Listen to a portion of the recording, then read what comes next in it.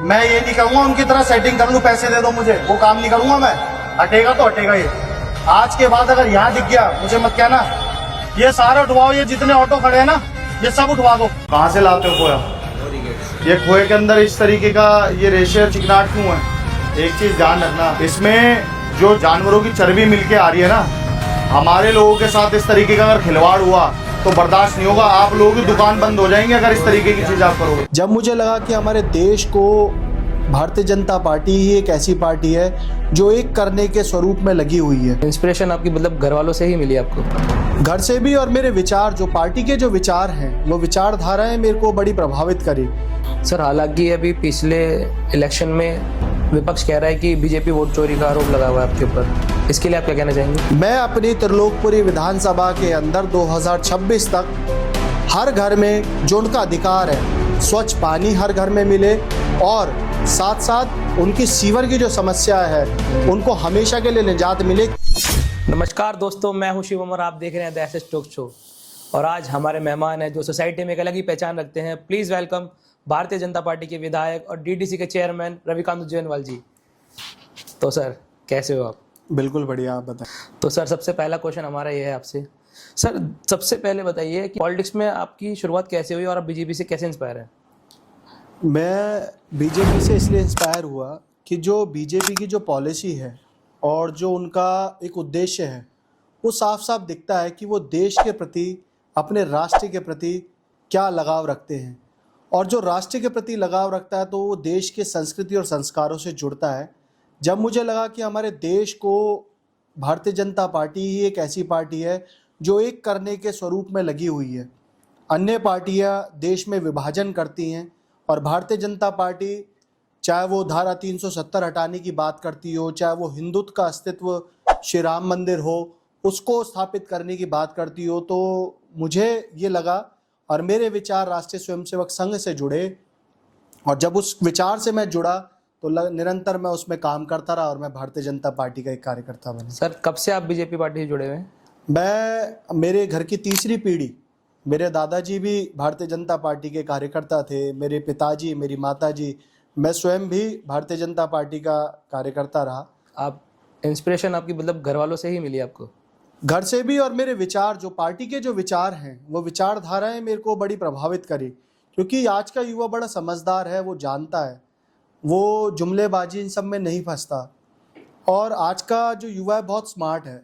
तो उस नाते मुझे भी लगा कि ये जो विचारधाराएं हैं हमारे देश के लिए बहुत सजग है और देश के लिए जो बात करेगा उसको, उस पार्टी के साथ जुड़ना हमारे लिए बहुत सौभाग्य है। तो सर आप इससे पहले कोई इलेक्शन लड़ा है आपने? मैं दिल्ली विश्वविद्यालय, जो हमारा दिल्ली यूनिवर्सिटी में, मैं डूसू रिप्रेजेंटेटिव रहा हूँ। और उसके साथ साथ मैं अखिल भारतीय विद्यार्थी परिषद का एक जिले का कार्यकर्ता, विभाग का कार्यकर्ता रहा हूँ। तो उस नाते मैंने काम किया और ये मेरा पहला चुनाव था जीवन का जिसे मैंने लड़ा। और सर कौन से कॉलेज से पढ़े थे आप? मैं देशबंधु कॉलेज से मैंने ग्रेजुएशन की थी। उसके बाद मैंने MBA किया। MBA भी कर? MBA मैंने HR एंड फाइनेंस में किया और एक डिप्लोमा होता है फाइनेंशियल अकाउंटिंग, मैंने वह भी किया। सर ऐसा कोई मोमेंट है जो बचपन में आपको याद हो अभी तक, स्कूलिंग का या फिर कॉलेज लाइफ का? स्कूलिंग का ऐसा था, जब मैं प्राइवेट स्कूल में पढ़ता था तो प्राइवेट स्कूल के बाद सब लोग कहते थे कि प्राइवेट स्कूल में पढ़ाई अच्छी होती है, लेकिन सरकारी स्कूल में पढ़ने का भी एक अलग मज़ा था। तो मैं 9वीं क्लास से सरकारी स्कूल में पढ़ा और वहाँ के पढ़ने के बाद मैंने फिर अपना 12वीं क्लास तक मैंने कॉमर्स से पढ़ा। उसके बाद मैंने ग्रेजुएशन में आ गया, ग्रेजुएशन कर रहा था। एक अच्छा मोमेंट वहाँ का ये था मेरे लिए कि प्राइवेट स्कूल से जब पढ़ाई करके कोई व्यक्ति आता है तो सरकारी स्कूल में जाता है, होता है, तो उसका एक अलग देखने का नज़रिया होता है, उसका एक अलग पढ़ने का तरीका होता है। तो वो एक अच्छा मेरे लिए था। उसके बाद मैं कॉलेज में गया। लोग कहते थे कि प्राइवेट स्कूल के बच्चे ही सिर्फ कॉलेज में जाते हैं, लेकिन मैं सरकारी स्कूल में पढ़ने के बाद भी मेरे को दिल्ली यूनिवर्सिटी में एडमिशन मिला, मैं देशबंधु में पढ़ा। तो ये तो अपने आप में मतलब एक अच्छा समय था जो मैंने देखा, नहीं तो लोग काफ़ी समय तक ऐसे परेशान। सर दिल्ली में बीजेपी की 27 साल बाद वापसी हुई है, क्या लोगों की आप रणनीति रही होगी बीजेपी की? वो थी सच्चाई। क्योंकि हम ना सिर्फ नारेबाजी नहीं करते, हम काम में विश्वास करते हैं। जो पिछली सरकार थी वो सिर्फ और सिर्फ झूठ पर टिकी हुई सरकार थी, जो झूठ और फरेब के ऊपर टिकी हुई थी, जिसमें करप्शन का बहुत बड़ा एक रोल था। और इस समय में हमारी सरकार ने जो सच्चाई का रास्ता अपनाया, जो सच्चाई दिखती थी, हम जो कहते हैं वो करते हैं, उस उद्देश्य को लेकर हम काम कर रहे थे। और लोगों में मैसेज भी था, क्योंकि मोदी जी का जो नेतृत्व है पूरे देश में, वो अपने आप में एक बड़ा है। सर, करप्शन को रोकने के लिए आपके लिए क्या नीति है? करप्शन को रोकने के लिए सबसे बड़ा तो यही है कि जीरो टॉलरेंस हमारी सरकार एक करप्शन है, जिसको सभी लोगों ने, क्योंकि कांग्रेस की जब सरकारें रही तो ए से लेकर जेड तक कोई भी ऐसा सीनियरो नहीं होगा जिसमें उन्होंने करप्शन नहीं किया। ऐसे ही उनकी एक भाईवाद की सरकार आई, जिसमें अरविंद केजरीवाल नामक व्यक्ति आया, तो उसने भी भ्रष्टाचार की सारी हदें पार करी। तो हमारा मानना यह है कि मोदी जी के नेतृत्व में जो जीरो टॉलरेंस के ऊपर हमारी सरकार चल रही है, जो करप्शन फ्री, जो करप्शन को हमेशा उस पर चोट करने का काम करती है, क्योंकि हमारा हर व्यक्ति, हमारा हर एक कार्यकर्ता उस उद्देश्य से काम करता है कि राष्ट्र प्रथम है, उसके बाद सारी चीज़ें हैं। सर, हालांकि अभी पिछले इलेक्शन में विपक्ष कह रहा है कि बीजेपी वोट चोरी का आरोप लगा हुआ है आपके ऊपर, इसके लिए आप क्या कहना चाहेंगे? देखिए, ये तो उनका पुराना मुद्दा, ये तो कहते रहते हैं। मुझे तो इस बात पर हंसी भी आती है। ये सीधा सीधा जो बात है वोट चोरी की, जो इन्होंने बात कही, 60 साल कांग्रेस ने इस देश के अंदर राज किया। हाँ जी। और राज करने पर क्या उन्होंने ईवीएम को हैक किया था क्या? जो 60 साल उन्होंने इतना बड़ा राज किया, मुझे वो समय याद है इंदिरा गांधी जी का, जब इमरजेंसी के वक्त जब उन्हें हटा दिया गया था प्रधानमंत्री पद से, उन्हें निष्कासित करने की जब बात चली थी देश में, एक बड़ा आंदोलन खड़ा हुआ था। उस समय इंदिरा गांधी जी ने कितना बड़ा परपंच रच के सिर्फ अपने आप को काबिज रखने के लिए रातों रात इमरजेंसी घोषित करी, और खुद जाकर वो चुनाव में आकर अपने आप को प्रधानमंत्री, मतलब इससे बड़े तुष्टीकरण, इससे बड़ा गलत समय इस भारत ने कभी नहीं देखा। तो वो लोग बोल रहे हैं, इसका मतलब आप एक जो लोकतंत्र की हत्या करने की बात कर रहे हैं, संविधान को चकनाचूर करने की बात कर रहे हैं, और लोगों के साथ ये विश्वासघात कर रहे हैं। ये वोटिंग के आधार पर हमारा कोई भी देश का जो सिस्टम है, चाहे वो लोकसभा हो, चाहे वो राज्यसभा हो, चाहे वो विधानसभा हो, चाहे नगर पालिका हो, ये सबका एक हिस्सा है जिसमें वोट करके लोग आते हैं। और राज्यसभा में तो वोटिंग भी होती है, क्योंकि हमारे आपस के लोग उसमें से एक पॉइंट किए जाते हैं, चुने हुए लोगों में से उसमें वोट होता है। तो वोट को तो बड़ी ताकत दी हुई है। वो कोई नहीं पूछ रहा, दिल्ली की जनता ही नहीं, पूरे देश भर की जनता ने उन्हें नकार दिया है, इसलिए वो इस तरीके के परपंच रच रहे हैं। ये सीधा सीधा जनता के साथ मजाक है। तो सर, आपके हिसाब से आपकी विधानसभा में ऐसी कौन सी समस्या है जो आप 2026 तक सॉल्व करेंगे? सबसे बड़ी समस्या मेरी विधानसभा के अंदर, जो पिछले समय पर, मैं हमेशा एक बात कहता हूं कि मेरी विधानसभा मेरा परिवार है, और मेरे परिवार के अंदर जब मैं चुनाव में गया तो मैंने एक समस्या देखी बहुत बड़ी, कि सीवर की जो समस्या है वो इतनी बड़ी है, इतनी विकराल रूप ले चुकी थी। अच्छा। और साथ साथ सीवर की लाइनों के साथ पानी की लाइनें इंटरकनेक्टेड है, उसके साथ साथ वो पानी भी दूषित आना एक दिल्ली के लिए, दिल्ली जो देश की राजधानी है, उसके लिए बिल्कुल भी अच्छा नहीं है। ये मेरा मानना है 2026 में जिस तरीके से हमारी सरकार जो अपने संकल्पों को, अपनी प्रतिबद्धता को जो हमेशा ध्यान रखती है सरकार, मैं अपनी त्रिलोकपुरी विधानसभा के अंदर 2026 तक हर घर में जो उनका अधिकार है, स्वच्छ पानी हर घर में मिले, और साथ साथ उनकी सीवर की जो समस्या है उनको हमेशा के लिए निजात मिले। क्योंकि मैं इसमें थोड़ा सा और बताना चाहता हूं, 1976 में जब दिल्ली बन रही थी, तो दिल्ली बनने के अंदर एक काम हुआ, जब डीडीए ने जब उसमें लाइनें डाली, तो दिल्ली की उस समय की आबादी लगभग 60 लाख की आबादी दिल्ली के अंदर थी। 60 लाख की आबादी दिल्ली के अंदर, और उस तरीके का जो इंफ्रास्ट्रक्चर दिल्ली का खड़ा किया था, उसके बाद कांग्रेस की सरकार रही, आम आदमी पार्टी की सरकार रही, लगभग 27 साल इन लोगों ने राज किया जी। लेकिन उस तरफ उन्होंने ध्यान नहीं दिया कि दिल्ली का लेआउट कैसा बनना चाहिए, दिल्ली में जो ड्रेनेज सिस्टम है वो कैसा बनना चाहिए। हमारी सरकार आई, हमारी सरकार का वादा भी है ये, हमारी सरकार ने आने के बाद ही केंद्र सरकार से निवेदन किया, और केंद्र सरकार ने उस चीज़ को माना कि दिल्ली का लेआउट मास्टर प्लान में बोलना बहुत जरूरी है। 27 साल बाद लगभग आपका ये प्लान रहा। हाँ, 27 साल बाद, और 57,000 करोड़ की लागत से अब दिल्ली का लेआउट तैयार हो रहा है, जो केंद्र सरकार के सहयोग से हम ये पूरा करना जा रहे हैं। तो पूरे विधानसभा, जितने भी दिल्ली की विधानसभा, इनकी प्लानिंग चल रही है कि पूरी प्लानिंग, पूरा लेआउट हमने खाका तैयार करा। देखिए जी, काम करने वाला व्यक्ति अगर चाहेगा तो हर संभव प्रयास कर सकता है। तो सर, आपको क्या लगता है कि आज का युवा बीजेपी की तरफ ज्यादा आकर्षित हो रहा है, इसके लिए क्या कहना चाहेंगे? देखिए, आज का युवा बहुत स्मार्ट है और बहुत एक्टिव है, और वो युवा जानता है कि हमारे देश का भविष्य किन सुनहरे हाथों में जा रहा है, हाँ जी।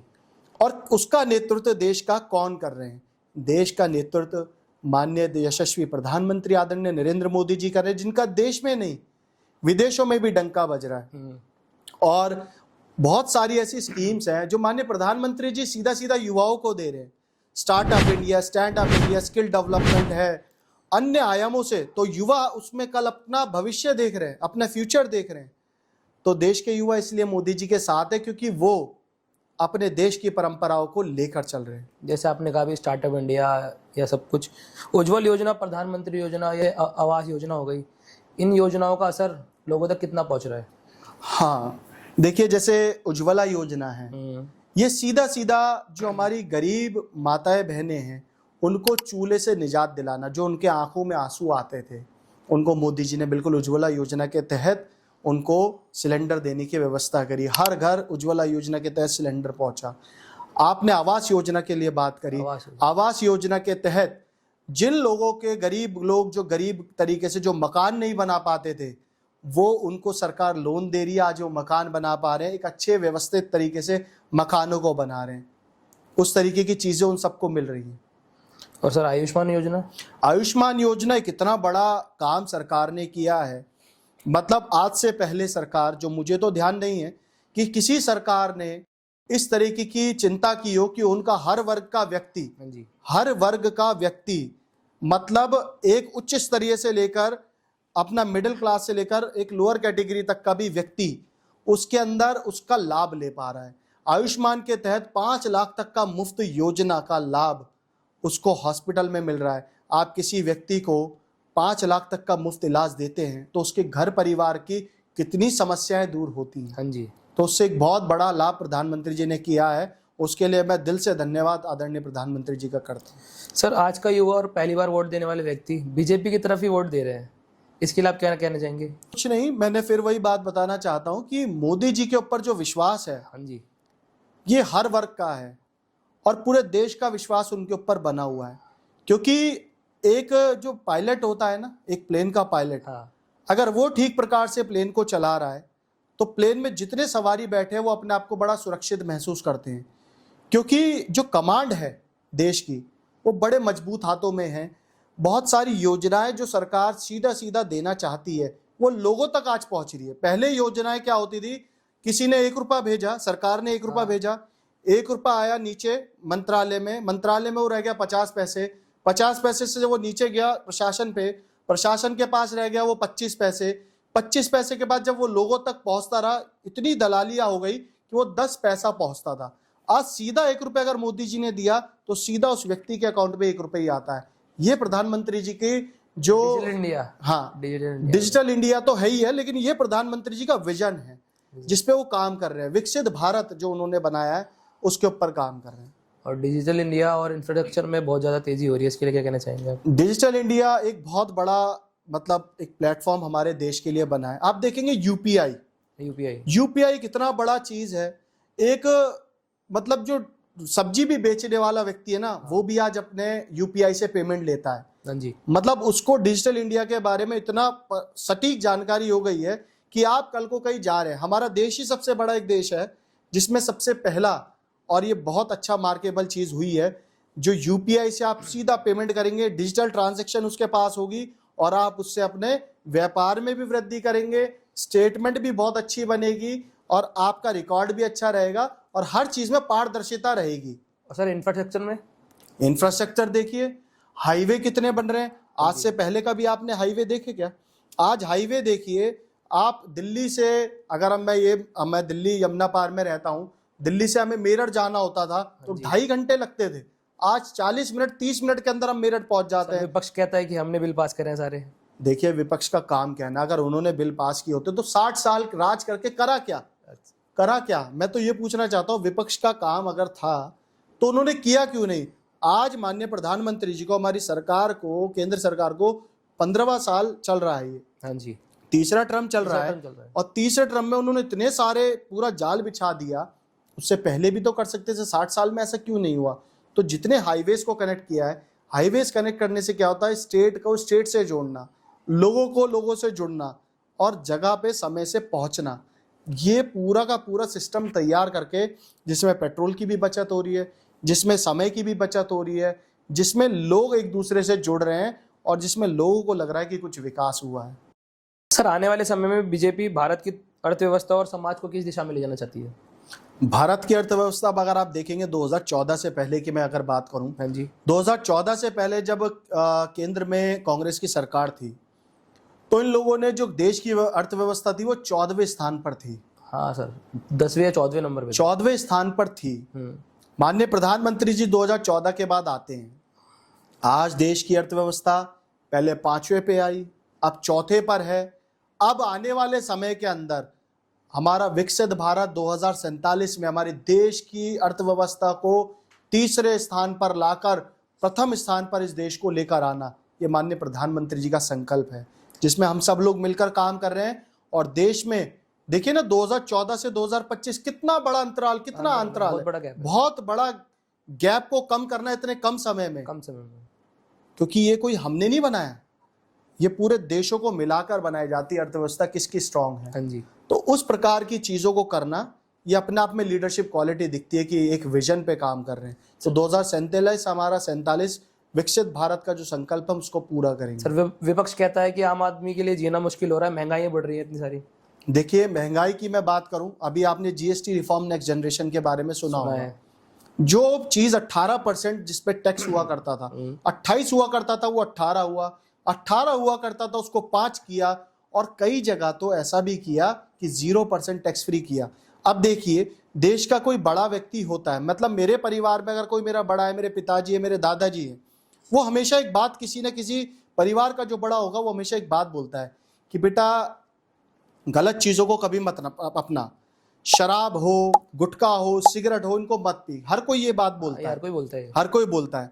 और दूध पी, छाछ पी, पनीर खा, ये सब बोलते हैं, अच्छी चीजें खा। मोदी जी ने एक बड़े की तरीके से सोचा, जितनी भी ये शराब है, सिगरेट है, गुटखा है, जितनी भी जिनसे लोगों की आदतें बिगड़ती हैं, उन पर टैक्स को बढ़ाया, और जितना भी पनीर है, छाछ है, दूध है, इन सब पे टैक्स फ्री कर दिया, टैक्स फ्री कर दिया इसको। और एजुकेशन के ऊपर जो हर व्यक्ति, हर बच्चा हमारे देश का पढ़े, उसको स्टेशनरी हो, चाहे पेंसिल हो, रबड़ हो, पेन हो, किताबें हो, सबको 0 टैक्स फ्री कर दिया है।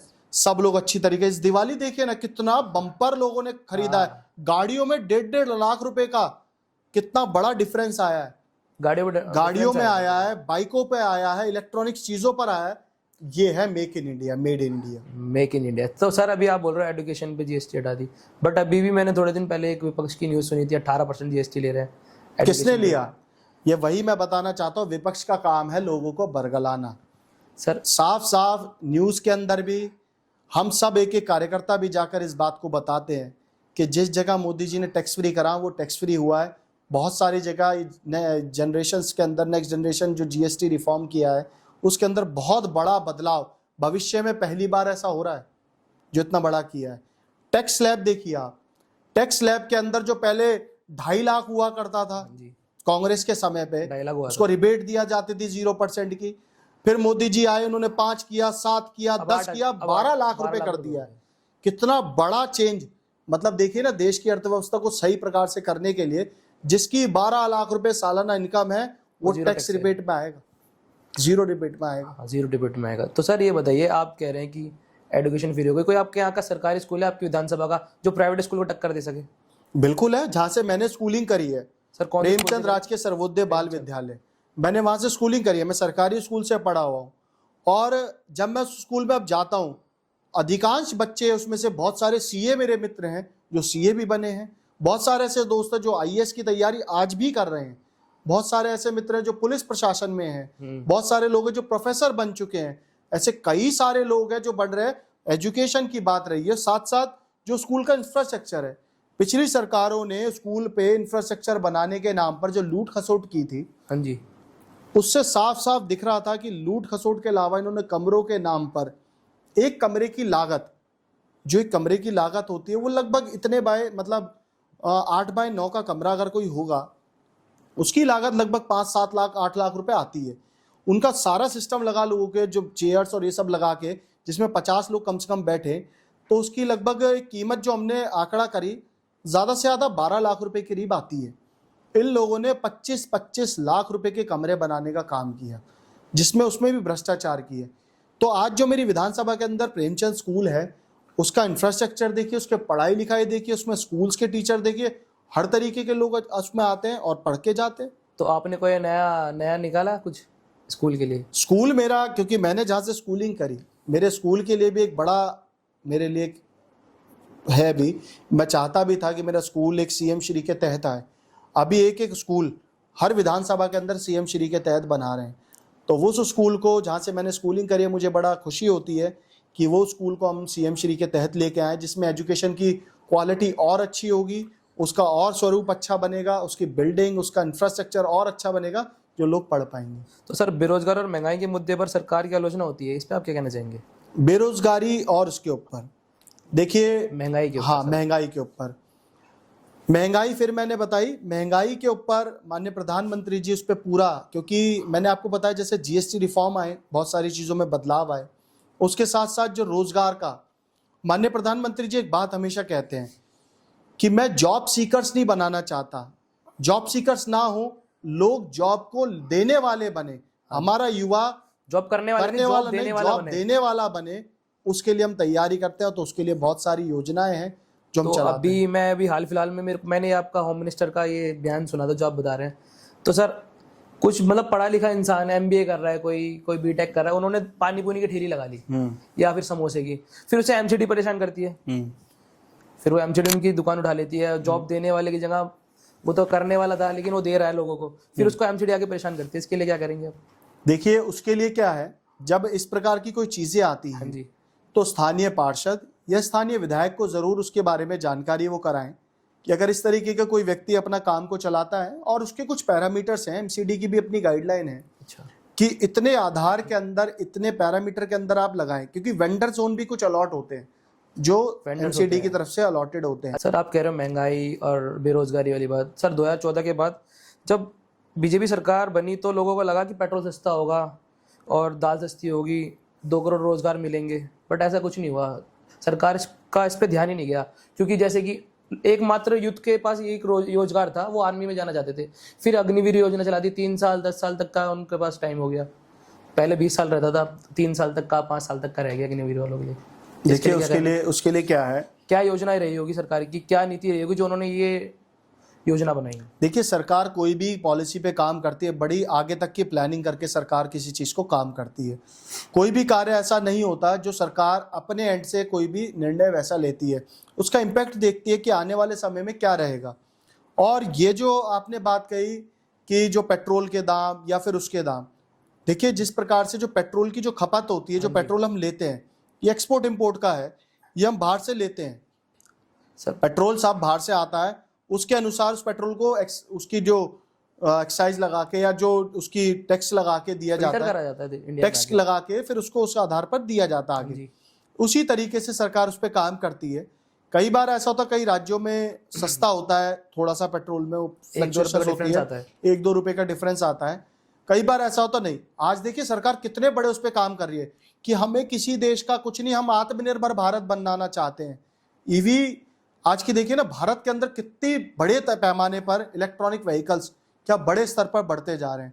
आज हम देखेंगे इलेक्ट्रॉनिक व्हीकल्स हर सरकारी डिपार्टमेंट पे आ गए हैं, क्योंकि हम स्वयं से प्रारंभ करें कि हम ये क्या चीज करना चाहते हैं, और इलेक्ट्रॉनिक व्हीकल से हम सारी चीजें बनाते चल रहे हैं। और हाँ, सरकारी बसें सारी हमने निकाल दी हैं, लोगो ट्रेवल्स, मेट्रो देखिए इस पे आ गई है पूरी। तो हम पूरा सिस्टम अपने देश के अंदर, क्योंकि देश, जो चीज अपने देश में निर्मित होती है उस देश को ही जाए, जो देश का विकास हो और लोगों को अपने आप उसका लाभ मिले। सर अभी नितिन गडकरी जी ने इथेनॉल के लिए भी बोला था, गाड़ी में पेट्रोल के लिए। हाँ, ये तो भी अभी उससे सस्ता होगा या नहीं होगा? बिल्कुल होगा। सरकार, क्योंकि माननीय नितिन गडकरी जी, देखिए ना हाईवे का जाल, आप देखिए हाँ, पूरे भारत के अंदर पहले भी तो सरकारें थी, पहले भी तो ट्रांसपोर्ट मिनिस्टर थे, वो भी तो बना सकते थे, लेकिन उन्होंने क्यों नहीं बनाए? विजन पे सरकार जब काम करती है तो उसके लिए एक अलग तरीका होता है काम करने का। माननीय नितिन गडकरी जी भी उस उद्देश्य को लेकर काम कर रहे हैं कि हमारे भारत का विकास एक समृद्ध और शिक्षित और सुरक्षित बने, हम लोगों से कनेक्ट हो और आपस में एक प्रतीक बने। सर आपका रोजगार और शिक्षा पे क्या विचार है? रोजगार, फिर वही बात मेरा एक रहता है कि जो माननीय प्रधानमंत्री जी का जो विजन है कि जॉब सीकर्स ना बने, जॉब क्रिएटर्स बने, जॉब को देने वाले बने। आज का भारत बहुत आगे बढ़ने वाला भारत है और भारत जिस विकास के गति से बढ़ता जा रहा है उसमें हम सबको, आने वाले युवाओं को भी, आने वाले भविष्य जो हमारे हैं उनको भी ये चीज़ पे ध्यान रखना चाहिए कि हमारे भारत का जो झंडा है हम उसके डंडे हैं। जितना मजबूत झंडा होगा उतना ऊंचा झंडा होगा। उस उद्देश्य को लेकर हम आगे बढ़ें और जॉब क्रिएटर्स बने, उसके ऊपर हमारा ध्यान है। सर मोदी जी की कोई नीति है शिक्षा के ऊपर? वो आने वाले सरकारी स्कूल में क्या बदलाव करेंगे? बहुत अच्छा आपने प्रश्न किया। अभी देखेंगे एक नेशनल पॉलिसी हमारी एजुकेशन पे बनी है, वो एक पॉलिसी नहीं, एक रेवोल्यूशन है। उससे सीधा सीधा जो उद्देश्य जुड़ता है, हर व्यक्ति, हर वर्ग का व्यक्ति उसमें पढ़े। जो बाबा साहब भीमराव अम्बेडकर जी का जो सपना था कि कोई भी व्यक्ति पढ़ाई से, शिक्षा से वंचित ना रहे, उन्होंने उस काम को किया है। और इस पॉलिसी से अभी दिल्ली के अंदर भी हमने एक पॉलिसी लेकर आए हैं जिसमें सबसे बड़ा चीज़ जो प्राइवेट स्कूल की जो मनमानी हुआ करती थी, हर साल फीस को बढ़ाना, 10% इंक्रीमेंट उस पर, हाँ, उस पर रोक लगाना, उस पर लगाम लगाई हमने कि जो व्यक्ति पढ़ता है, उसका बच्चा पढ़ता है वहाँ पर, और हर उसके बाद उसका फीस में हाइक आना, हर साल हाइक आना, तो ये अच्छा नहीं है। हमारी सरकार ने पॉलिसी बनाई, इसको रोक लगाई, इस पर उन्हीं में से टीम भी बनाई जो उसका निर्णय लेंगे कि फीस का स्ट्रक्चर क्या होना चाहिए। सर ऐसी कोई नीति मोदी जी की जो आपको बहुत ज़्यादा इंस्पायर करती हो? मोदी जी के तो देखिए बहुत सारी नीति हैं सर, कोई मतलब पूरा दिन निकल जाएगा लेकिन वो नीति हम लोग खत्म नहीं कर पाएंगे। लेकिन हाँ, उसमें से लगभग 2 ऐसी नीति जो मुझे बहुत प्रभावित करती है। एक है अंत्योदय, पंक्ति में बैठा आखिरी व्यक्ति, मीन्स मतलब वर्ग में सबसे अंतिम वर्ग का व्यक्ति को तक भी सरकार का हर वो लाभ पहुंचना, सरकार की हर वो नीति पहुंचना, चाहे वो जनधन हो, उज्ज्वला हो, चाहे वो आयुष्मान हो, ग्रामीण क्षेत्रों में भी पहुंचे, ग्रामीण क्षेत्रों तक। मतलब अंत्योदय का मतलब ही ये है कि पंक्ति में बैठा आखिरी व्यक्ति, मतलब वर्ग के अंदर अंतिम श्रेणी तक को हम टच करते हैं और उन लोगों को प्रभावित करते हैं, उन लोगों को जुड़ाव आपस में होता है और उनसे सारी चीज़ें हम लोग मिलकर करते हैं। एक तो ये है। दूसरा, जो आयुष्मान कार्ड का जो मोदी जी ने किया, जिसमें 5 लाख तक का मुफ्त इलाज हो रहा है, हर व्यक्ति को मिलता है, तो ये बड़ी प्रभावशाली चीज़ है। सर आपके एरिया में कितने हॉस्पिटल आते हैं, कुछ नॉलेज आपको? मेरे एरिया में खैर प्राइवेट हॉस्पिटल्स हैं, लेकिन एक सरकारी हॉस्पिटल जो मेरे विधानसभा से टच होता है, कल्याणपुरी में। तो सर मेरे को ऐसा लगता है, या मैंने वहाँ पे एक सर्वे किया है कि लोगों को वहाँ बेड ही नहीं मिल रहे, ना डॉक्टर मिल रहे, ना मेडिसिन मिल रही, कुछ भी इलाज सही नहीं मिल रहा। वो परेशान है, वो अपनी समस्या किसको बताए? बिल्कुल आपने अच्छा प्रश्न किया। आज से लगभग 8 महीने पहले, हाँ जी, जो 12 साल सरकार ने राज किया, उससे पहले 15 साल कांग्रेस ने राज किया। इन लोगों ने जो इंफ्रास्ट्रक्चर की है, जो दिल्ली की हेल्थ की है, जो शिक्षा की है, उसकी वो बैंड बजाई जो आज तक झेलनी पड़ रही है। आप देखेंगे एक भी, जब कोविड का समय आप याद करेंगे, हाँ जी, कितना भयावह समय था। उस समय जो दिल्ली के मालिक अपने आप को कहते थे अरविंद केजरीवाल, वो अपनी बैठकर अपने ऑफिस के अंदर पीसी किया करते थे और कहते थे कि हमारे पास ऑक्सीजन नहीं है, हमारे पास वेंटिलेटर्स नहीं है। तब माननीय प्रधानमंत्री जी और गृह मंत्री जी इनका इंटरवेंशन रहा। उन्होंने देखा कि दिल्ली को आवश्यकता है, दिल्ली को हर संभव प्रयास उन्होंने दिए, ऑक्सीजन हो चाहे वेंटिलेटर्स हो। तो मतलब मैं इसकी बात उससे इसलिए रिलेट कर रहा हूँ, उस समय का जो समय याद करते हैं तो दिल्ली का जो मॉडल था, जो हेल्थ मॉडल अच्छा होना चाहिए, क्योंकि देश की राजधानी है। मैक्सिमम लोग दिल्ली के अंदर विश्वास से आते हैं कि दिल्ली में जाएंगे तो बिल्कुल ठीक होकर आएंगे। दिल्ली में पॉल्यूशन बढ़ता गया, दिल्ली में वेंटिलेटर्स की कमी आई, दिल्ली में ऑक्सीजन की कमी आई, ऑक्सीजन सिलेंडर्स नहीं मिले, डॉक्टर्स नहीं है, प्राइवेट डॉक्टर्स की कमी हो गई, जो कॉन्ट्रेक्चुअल स्टाफ थे उनको भी हटाया गया, अपने लोगों को बढ़ावा दिया उन्होंने। हमारी सरकार आई, अभी 5 हॉस्पिटल्स के एक्सटेंशन हमने किए। अच्छा जी। 5 हॉस्पिटल्स के एक्सटेंशन किए हैं।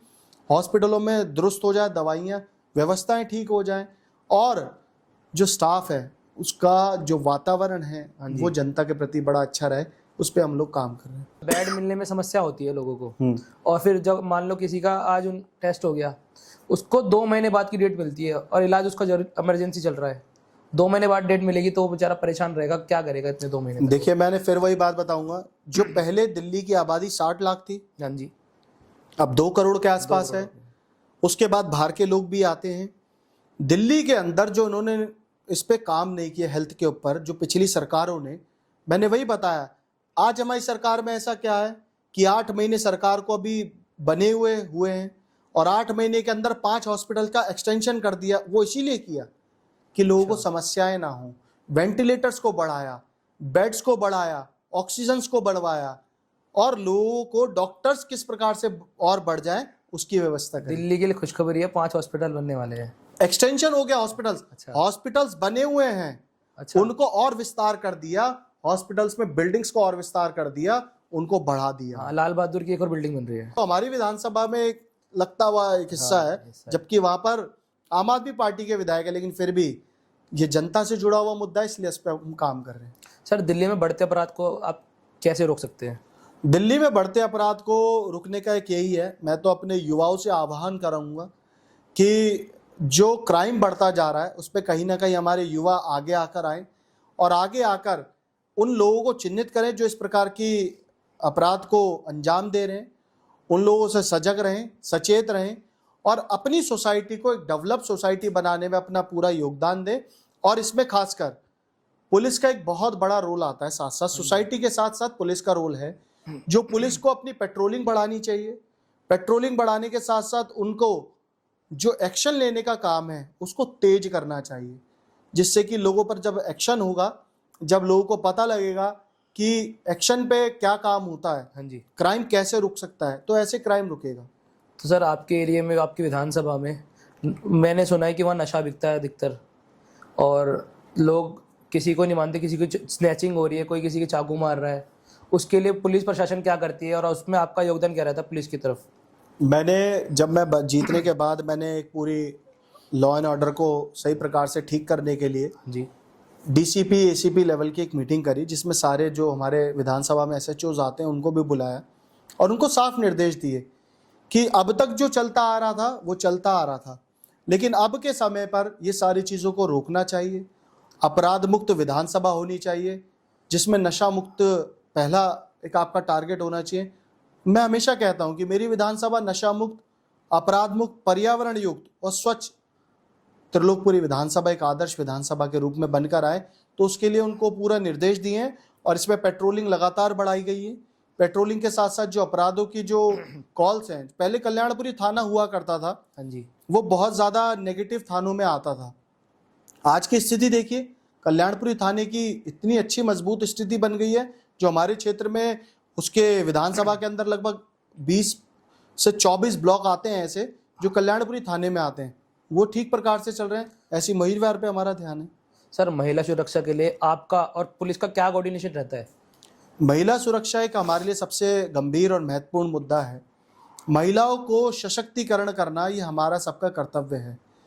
महिलाओं के लिए मैंने जो बात करी थी कि उसमें पिंक बूथ बनाए जाए उनके लिए, पुलिस बूथ, जिसमें महिलाओं के लिए 24 घंटे महिला पुलिस और वहाँ पर वैन खड़ी रहे, जो एक कॉल पर महिलाओं के साथ जो भी कोई चीज़ें ऐसी होती हैं उन पर तुरंत एक्शन लेकर उस पर तो काम आपका इस पे काम चल रहा है? 100% चल रहा है। मेरी विधानसभा के अंदर तो लगभग 2 बूथ ऐसे जो पिंक बूथ बन भी गए हैं, जिसके ऊपर महिला पुलिस बैठती है। और अभी तो आपको सिर्फ 10 महीने हुए हैं, आप इतना काम कर रहे हैं। हाँ, 10 महीने क्या, सरकार का काम है और हमारा कर्तव्य है, हमारा धर्म है कि हम अपने क्षेत्र को अपनी दिल्ली को सुरक्षित समृद्ध बना सके।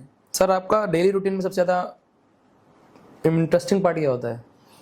डेली रूटीन में सबसे ज़्यादा इंटरेस्टिंग पार्ट मेरा ये होता है कि सबसे पहले जो मैं भगवान का, क्योंकि उस ईश्वर जिनका आशीर्वाद हम सबको हमेशा मिलता है, ऐसे भगवान महादेव, उनका आशीर्वाद लेके जब मैं जाता हूँ तो मेरे लिए वो दिन और अच्छा जाता है। रोज़ उनका आशीर्वाद लेकर जब मैं घर से निकलता हूँ तो उसमें सबसे अच्छा जो पल मेरे लिए होता है कि जब मैं लोगों से मिलता हूँ और लोगों से मिलकर उनके कामों को जब मैं खुद पर्सनली देखता हूँ, बिना ऑफिस के किसी व्यक्ति को उसमें जोड़े हुए, मुझे सबसे ज़्यादा अच्छा लगता है कि मैं लोगों के बीच में जाकर उनकी समस्या सुनूं और उनका निवारण करूं, उनके लिए जीऊं और उनके लिए करूं। सर आपका कोई ऐसा यादगार मोमेंट है जो पब्लिक में आपके साथ हुआ हो और आप कभी नहीं भूल सकते? हाँ, ये आपने अच्छा प्रश्न किया। ये मतलब मेरे साथ ऐसा हुआ है। वो सबसे बड़ा एक पल मुझे याद आता है। मेरी विधानसभा के अंदर ऐसे 16 परिवार रहते हैं। वो 16 परिवार private school ASN senior secondary school में पढ़ते थे। अच्छा। और जब वो वहाँ पर आते थे, जब से मैं जीता उसके बाद जब एडमिशन हुए, EWS कैटेगरी में वो पढ़ते थे। तो जब वो ASN के 2 पार्ट हैं, एक ASN बच्चों का है जो 5th क्लास तक है, एक सीनियर सेकेंडरी है जो 6 से 12 तक है।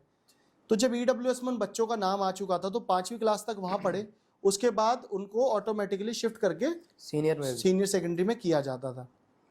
जब मैं जीता तो उस परिवार के सब माताएं, उनके पिता और बच्चे जब मेरे पास आए, उन्होंने मुझसे कहा कि हमारा एडमिशन ASN में नहीं हो रहा।